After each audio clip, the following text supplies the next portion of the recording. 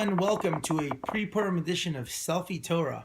Today we'll be reviewing a great work of American literature, Fixed by Camel, by Jacqueline Reinach, illustrated by Richard Hefter.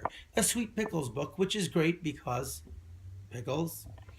In this book, I read it to one of my kids for bedtime a couple of nights ago, and there's this prankster, kangaroo.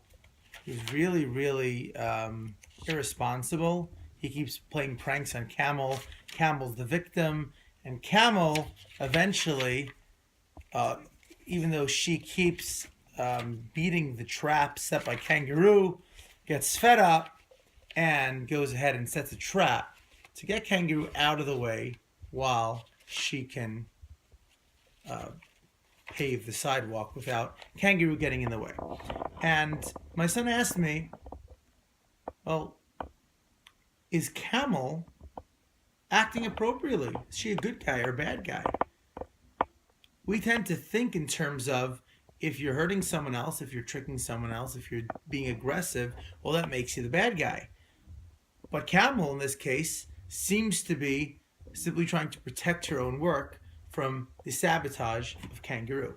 So the Purim story gives us a little bit of an insight into this, because actually what happened during the Purim story, how did we defeat our enemies? The truth is, if you look at the end of the story, end of the Megillah, which is a little bit less studied, the way we defeated our enemies was actually by taking up arms and fighting. On the 13th day of Adar, which is the day that the Jews had been scheduled to be killed, we took up arms and defeated many of our enemies. And in fact, many of the anti-Semites of the time who had been Haman's henchmen were killed, and Haman, of course, and his 10 sons all hanged on the very tall gallows. However, it's not just about taking up arms. What had to happen first? First, what was the first reaction of Mordechai and the Jews? Haman makes this decree, the king signs the decree, agrees to Haman, all the Jews to be killed. The first reaction wasn't, we gotta get up and fight, we call to arms, let's go attack these guys. That wasn't it at all. First was prayer. Sackcloth, prayer, fasting. We need God to help us.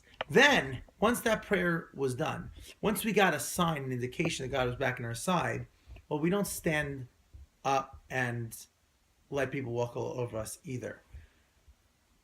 We believe in peace. We recognize that peace is not the same as pacifism. Sometimes we have to stand up for ourselves. However, it's not only about physically standing up for ourselves. Sometimes it's about making sure that the biggest kid in the playground, in this case, well, in all cases, that's God, is on our side as well. So let's keep that in mind. When we have troubles in life, we can't sit idly by. Yes, we need to get God on our side.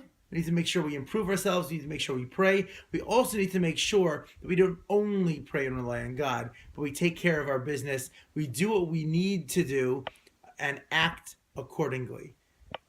Have a wonderfully happy Purim and have a Nagila Shabbat.